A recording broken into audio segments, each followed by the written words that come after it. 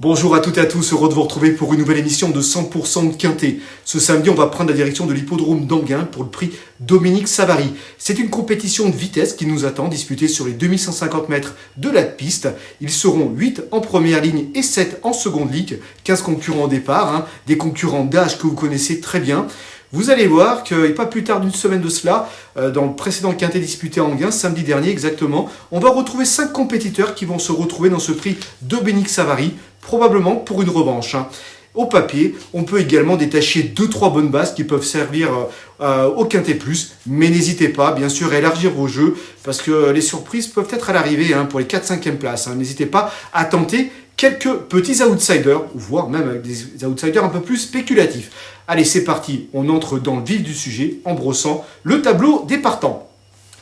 Alors, tout en haut du tableau des partants, c'est le numéro 1, Evita Madric. Dans l'épreuve référence disputée il y a tout juste une semaine à Anguin, elle a été piégée en épaisseur durant tout le parcours. Elle s'est montrée néanmoins courageuse en prenant la 6e place. Et dans cette épreuve, je crois capable de mieux faire. Le numéro 2, Diego Duhoulet, va évoluer plaqué des 4 pieds et non déféré des 4 comme lors de ses plus récentes sorties.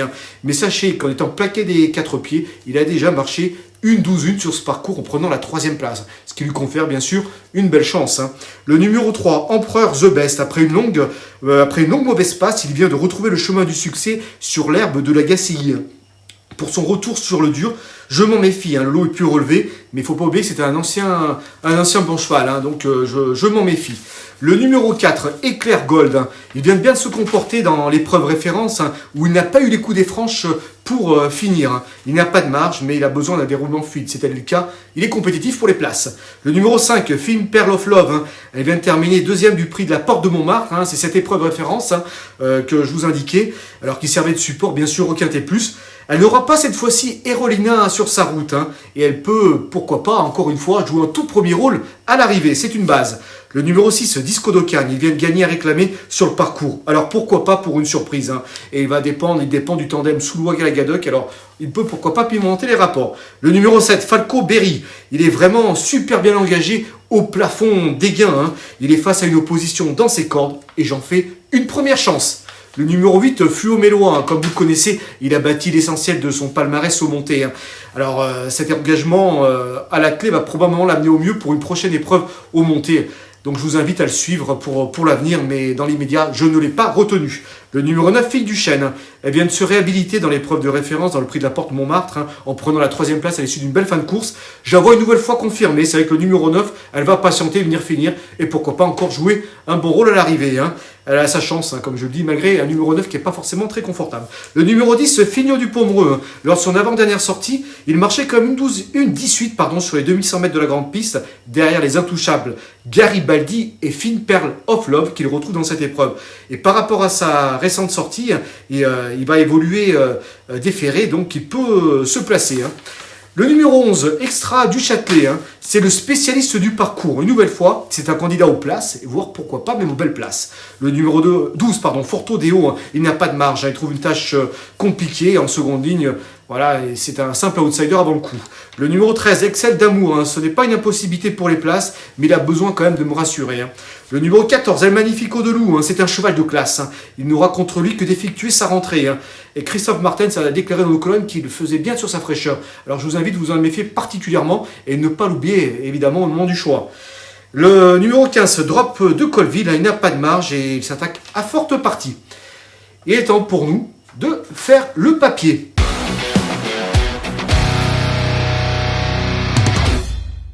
Alors tout en haut de ma sélection, j'ai placé le numéro 7, c'est Falco Berry.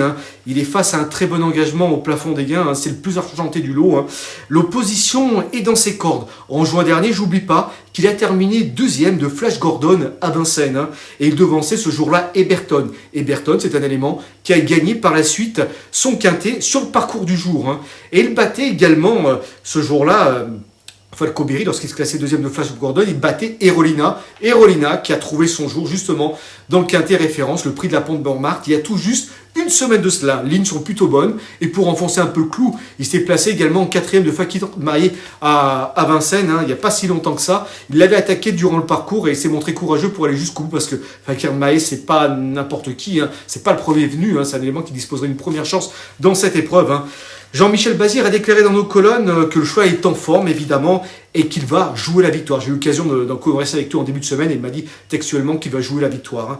J'y crois beaucoup, d'autant plus que Jean-Michel Bazir est de retour au sulky. Voilà, pour moi, c'est une première chance. C'est vrai qu'il a le numéro 7, c'est pas forcément super avantageux, mais c'est un élément qui a quand même une certaine dureté. S'il est obligé de prononcer un effort au début pour venir se placer, il en est capable. Il y a une panoplie de qualité qui est capable de pouvoir se sortir de ce numéro 7.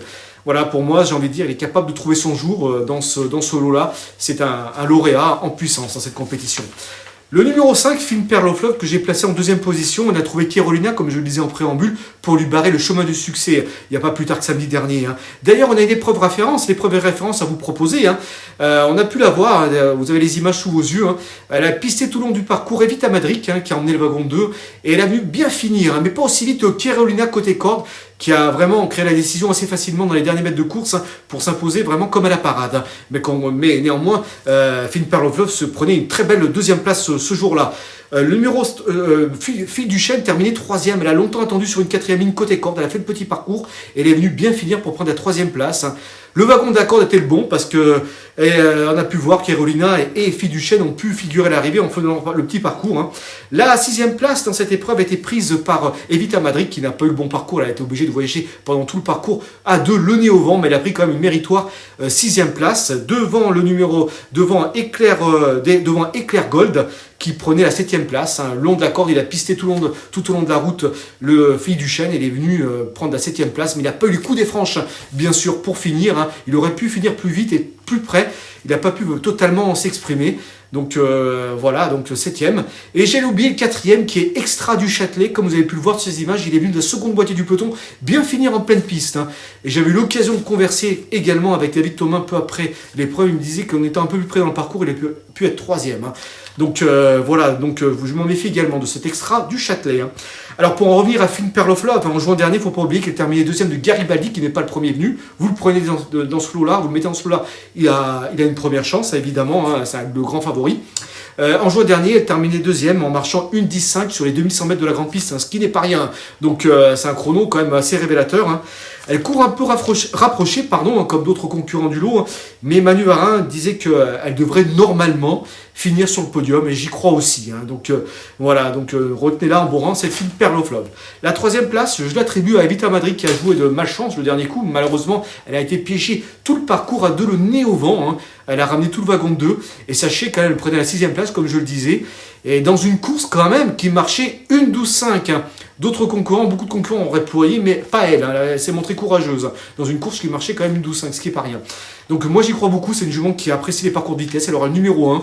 Et d'ailleurs son entraîneur Stéphane Meunier a déclaré dans nos colonnes qu'elle sera nettement mieux avec ce numéro. Elle avait le 7 la dernière fois. Donc là elle va pouvoir être assez bien placée assez rapidement derrière les premiers et pouvoir finir vite. Hein. Bien sûr il ne faudra pas que le piège de la corde se referme sur elle. Hein. Mais sachez que je l'ai retenu également pour enfoncer un peu le clou assez haut dans mon pronostic en 3e position, parce qu'elle se plaît sur la vitesse, comme je le disais, mais elle a déjà marché 1:12.1 sur ce parcours-là. C'était en mars dernier où elle prenait la 4e place. 1:12.1, ça fait d'elle la concurrente la plus rapide du lot avec Diego Dihoulet. Donc c'est quand même pas mal. En répétant un tel chrono, elle est capable de jouer un très très bon rôle à l'arrivée. La 4e place, je l'attribue à Fille du Chêne, hein, la numéro 9 cette fois-ci. Elle va faire le petit parcours, elle va démarrer derrière Evita Madrid justement. Je pense qu'elle sera un rang derrière, comme elle va être un rang derrière Evita Madrid.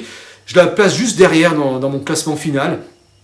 Voilà, j'espère qu'elle ne sera pas bloquée côté corde, mais la jument a prouvé, ça c'est l'essentiel, qu'elle revenait bien hein, dernièrement, et comme l'a dit son entraîneur Julien Lemaire dans nos colonnes, elle se plaît sur les parcours réduits, elle va s'y plaire, et voilà, en étant préservée au maximum, elle est capable de finir vite et monter sur le podium, pourquoi pas hein. Donc moi j'y crois beaucoup, mais c'est vrai que son numéro 9, voilà, c'est pas forcément un avantage parce que ça peut être aussi un piège qui peut se refermer sur elle. Hein. C'est à double tranchant, hein, donc on verra bien, mais avant le coup, j'y crois sur ce qu'elle a montré derrière moi. En 5e position, j'ai passé le numéro 14, c'est El Magnifico de Loup. El Magnifico de Loup, c'est pas le premier venu, pour moi c'est le cheval de classe du lot. Hein. Un petit chiffre comme ça pour planter le décor. En 31 sorties, il compte quand même 16 succès, ce qui est pas rien. Il n'aura contre lui que d'effectuer une rentrée de 5 mois, il n'a pas été vu depuis le 12 janvier. Alors Christophe Martens a déclaré dans nos colonnes qu'il était difficile un peu d'évaluer son degré de forme à l'entraînement, mais qu'il est prêt à faire une bonne rentrée. Et il a également déclaré qu'il courait toujours bien sur sa fraîcheur. Et c'est vrai, quand on passe au crible sur l'historique de ses courses, il a déjà gagné, bon ça remonte un petit moment, après une rentrée de 5 mois. Alors, c'est vrai que s'il avait eu 2-3 parcours dans les jambes, j'en ferais mon favori, une première chance. Mais là, je suis un peu plus prudent et je l'ai placé en 5e rang. Alors, c'est vrai qu'il peut terminer mieux que 5e, hein, mais voilà, c'est difficile un peu de faire un excès de confiance avant le coup, mais on ne peut pas l'écarter. Et évidemment, hein, je suis obligé de l'intégrer dans ma sélection. Je l'ai placé 5e, que j'aurais pu le placer un peu plus haut, évidemment. Hein. Donc, je vous invite, bien sûr, d'ores et déjà à le retenir dans votre sélection. En 6e position, j'ai placé le numéro 11, c'est Extra du Châtelet, hein, qui a terminé 4e de l'épreuve référence. Hein. C'est le spécialiste du parcours. J'ai d'ailleurs un chiffre à vous proposer. En 8 sorties sur ces 2150 mètres de la piste, il compte 2 succès, un premier accessite et 3 places, ce qui fait quand même 75% de réussite parmi les 5 premiers. Donc ce qui n'est pas rien, hein. C'est pratiquement un court dans les 5 premiers. Il devra bénéficier bien sûr une nouvelle fois du bon déroulement pour figurer à l'arrivée, parce que c'est pas simple, toujours c'est lancé en seconde ligne, mais c'est pas forcément donc plus un désavantage parce qu'il aime bien finir sur les autres. Et je crois qu'en étant peut-être un peu plus près que d'habitude, il est capable de finir plus près. Pourquoi pas même de terminer à 4-4, 3e. C'est pas impossible, hein, parce qu'il adore ce parcours. Maintenant, c'est vrai qu'il a... Voilà, il a couru la semaine dernière, j'espère que les jambes ne seront pas trop lourdes, mais j'y crois, hein, pour jouer un bon rôle à l'arrivée. La 7e place, je l'attribue à Diego Duhoulet, comme je le disais, il a déjà plaqué des 4, une 12-1 sur ce parcours-là. Il est à l'aide de Gabriele Gelormini. Je pense qu'il est capable une nouvelle fois de venir compléter la combinaison gagnante du quintet. J'y crois, hein. Attention, bon, c'est pas une première chance, je le mets pas premier, je le vois pas dans les 3 premiers, mais 4-5e, c'est pas impossible, hein, il peut afficher une cote intéressante à l'arrivée. La 7e place, je l'attribue à Eclair Gold, qui n'a pas eu le coup des franges dernièrement, mais c'est vrai que c'est un cheval qu'il faut courir battu. Il n'y a pas une grande marge. En faisant le petit parcours, il est capable, pourquoi pas, de venir bien finir et prendre une place. Aller à L4, il ne va peut-être pas être empêtré parmi les chevaux de la corde, et ça peut peut-être... voilà, il peut avoir l'ouverture un peu plus facilement. Bon, tout ça est de la théorie, bien sûr, mais il faut le préserver au maximum. Et en courant caché, il est capable de finir vite et venir compléter la combinaison gagnante du quintet. Allez, chers amis, il est temps de récapituler ma sélection dans la rubrique Notre choix.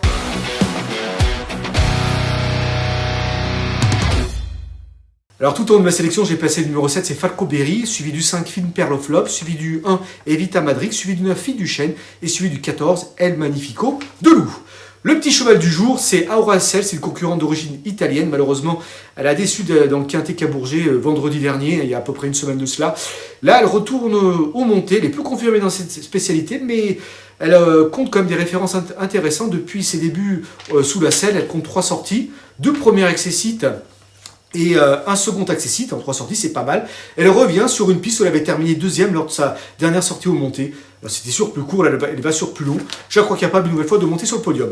Eh bien écoutez, chers amis, je vous remercie de votre fidélité. Je vous dis à très bientôt pour une nouvelle émission de 100% Quintet. À très bientôt, merci.